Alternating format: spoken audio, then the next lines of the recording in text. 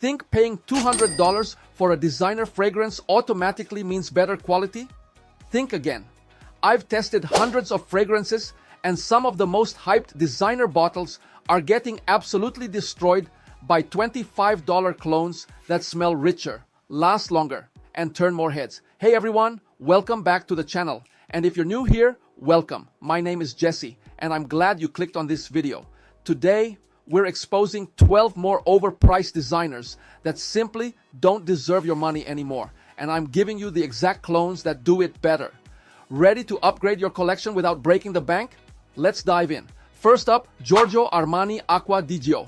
Watered down, weak performance, and living off nostalgia. Look, AcquadiGio was revolutionary in the 1990s. That marine freshness, the clean citrus, the light woods, it defined the aquatic category and became every man's summer signature. But here's the brutal truth. Modern AcquadiGio is a shadow of its former self. Multiple reformulations have stripped away its character. What used to project beautifully for 6 to 8 hours now barely whispers for 3. The opening is thin, the heart is bland, and the dry down disappears before lunch. You're paying $80 plus for a name and memories, not performance. Better clone, Nautica Voyage. Don't sleep on this drugstore legend. Nautica Voyage captures that fresh marine DNA, but actually delivers on longevity. It's got that same clean oceanic vibe, with apple and lotus adding a modern twist. The performance? Easily 6 to 7 hours with decent projection. It's fresh without being harsh, clean without being boring. At under $20, you're getting what AcquadiGio promises, but doesn't deliver. This is how you do budget aquatics, right? Second, Versace Eros. Cloying sweetness and zero sophistication. Eros hit the scene promising to be the scent of seduction. Mint, green apple, vanilla, and tonka bean in a formula designed to attract. And yes, it's loud. Yes, it projects. But here's the problem. It smells like a teenager's idea of sexy. That opening blast of mint and apple candy is aggressive and synthetic. The vanilla base is so sweet that it becomes nauseating in warm weather. It's the fragrance equivalent of a gold chain and an unbuttoned shirt, trying too hard and missing the mark completely. Better clone, Al Haramain L'Aventure Night. This takes Eros's DNA and gives it actual class. You still get that minty freshness and sweet base, but it's balanced with sophisticated spices and richer woods. The sweetness doesn't overwhelm. The projection is strong but not obnoxious. And the dry down actually evolves instead of staying one note candy. At $35, it's Eros for grown-ups. Third, Viktor and RolfSpicebomb. All flash, no substance, and ridiculously overpriced. Spicebomb looks cool. That grenade bottle design screams masculine confidence. The marketing promises explosive spices and devastating attraction. But the juice inside, disappointing. It's a basic spicy sweet fragrance with cinnamon, chili, and tobacco that feels thin and synthetic. The performance is mediocre for a $130 fragrance, lasting maybe 5 to 6 hours with weak projection after the first hour. You're paying for packaging and marketing, not quality? Better clone, Armani Code de Nuit Milestone. This is how you do spicy fragrances properly. Rich cinnamon and pink pepper open beautifully, leading into a heart of rose and leather that feels expensive and complex. The tobacco and vanilla base is warm and inviting without being cloying. It lasts 8 to 10 hours easily and projects like a beast for the first 4. At $40, it makes Spicebomb look like an amateur effort. Fourth, Yves Saint Laurent La Nuit de l'Homme.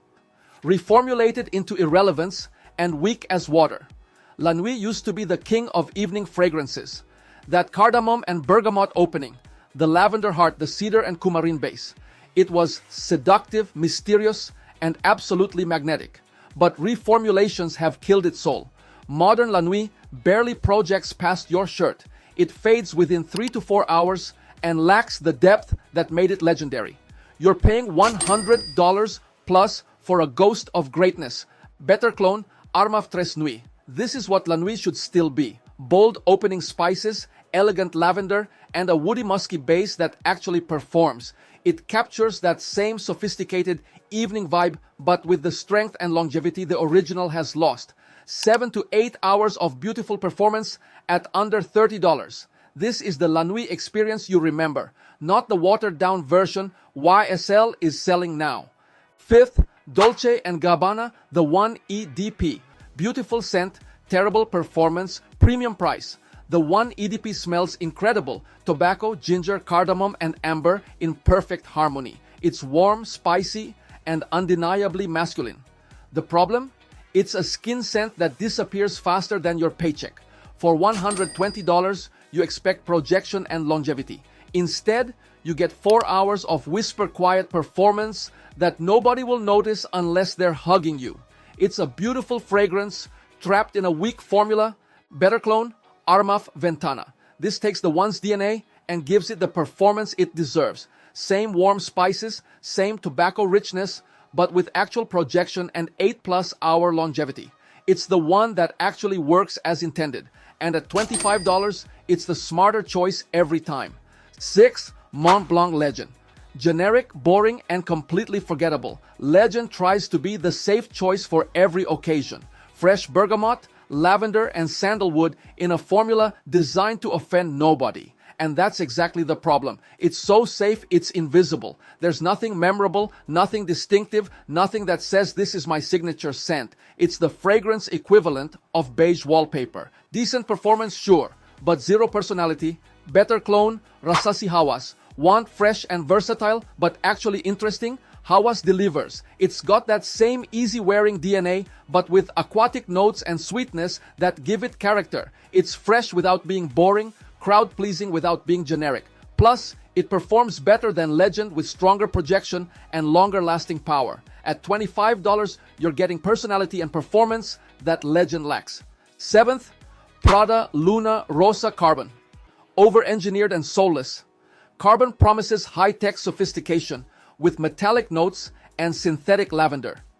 It's supposed to be the future of masculine fragrance.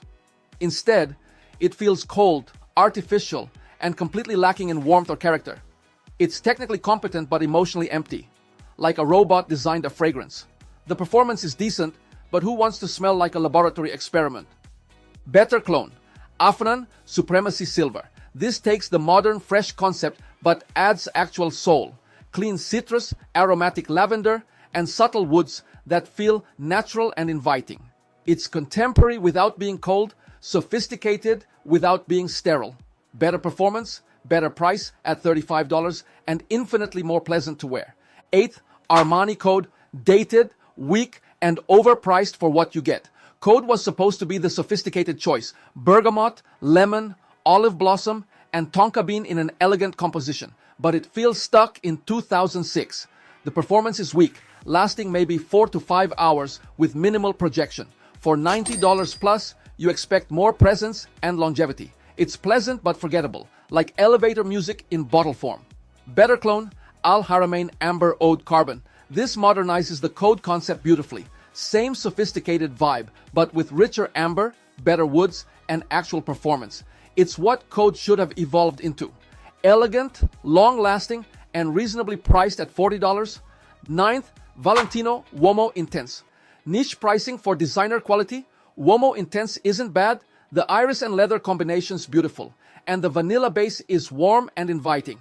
But at $150 plus, it's priced like a niche fragrance while delivering designer-level performance and complexity. The projection is modest, the longevity is average, and the uniqueness doesn't justify the premium. Better clone, Latafa Assad. This captures that same powdery leather vibe, but with better value and performance. Rich iris, smooth leather, and warm amber that lasts 8+ hours. It's Uomo Intense without the luxury tax, delivering niche vibes at clone prices under $35. 10th, Burberry London. One-dimensional and overhyped for what it delivers. London is beloved for its cinnamon and tobacco combination, warm, spicy, and supposedly perfect for cold weather. But it's simpler than people claim. The cinnamon dominates everything, the tobacco is barely noticeable, and the overall composition lacks depth. It's not bad, but it's not the masterpiece some make it out to be.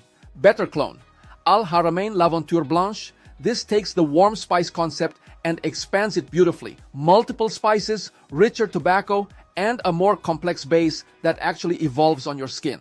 It's what London could have been with more thought and better ingredients. Same cozy vibe, better execution, a fraction of the price at $30. 11th, Issey Miyake Lo Dice pour Homme. Dated freshness and weak performance. Lo Dice was groundbreaking in the 90s with its aquatic citrus combination. But like many pioneers, it's been surpassed by everything that came after. The performance is weak by today's standards. The freshness feels thin and one-dimensional, and the price doesn't match the experience. It's a museum piece, not a modern fragrance choice. Better clone, Davidoff Cool Water. Yes, Cool Water is technically older, but the modern formulation delivers better value and performance than Lo Dice, that same fresh aquatic DNA, but with better longevity and projection. At $20, it's the smarter aquatic choice. Finally, Hugo Boss Bottled. Generic office scent with zero personality. Bottled is the definition of safe corporate fragrance. Apple, cinnamon, and sandalwood are designed to be pleasant but forgettable. It's what every middle manager wore in 2005, and it hasn't evolved since. Decent performance, inoffensive scent, but completely lacking in character or distinction. Better clone. Arma Tres Nuit. Wait, we mentioned this before, but seriously, Tres Nuit works better than most mainstream designers. It's got more character, better performance, and costs less than half of what Boss charges for boring. Here's the reality check. Every clone we just covered outperforms its designer inspiration in at least two categories. Usually price and performance, often in character too. These aren't cheap knockoffs. They're thoughtful improvements on overpriced originals. Smart fragrance enthusiasts know that great scent isn't about the logo on the bottle. It's about the liquid inside and how it performs on your skin. All these clones are linked in the description below. Most are available on Amazon with fast shipping. No hunting, no guesswork, just quality fragrances that smell expensive without the expensive price tag. Your wallet and your scent game will thank you. Hit subscribe for more fragrance reality checks. And let me know in the comments which overpriced designer you want me to clone check next. Thanks for watching. And don't forget to subscribe for more content like this. Until next time, smell and feel good. Stay fragrant.